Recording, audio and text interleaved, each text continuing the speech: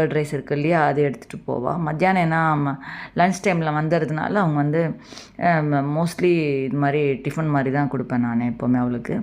இப்போ இது ஃபுல்லாக நெய்லாம் போட்டு நல்லா டோஸ்ட் பண்ணிவிட்டு அவளுக்கு பாக்ஸில் ரெடி பண்ணி இப்போ அதில் எடுத்து வச்சுருவேன். இப்போ அது அதே மாதிரி காலையிலையும் அப்படியே சாப்பிட்டு போயிடுவான். இங்கே வந்து உங்களுக்கு இது வந்து இன்றைக்கி நான் எடுத்துருக்கிறது பார்த்திங்கன்னா, இன்றைக்கி சண்டேவோட ஃபுல் டே இது தான் எடுத்திருக்கேன்.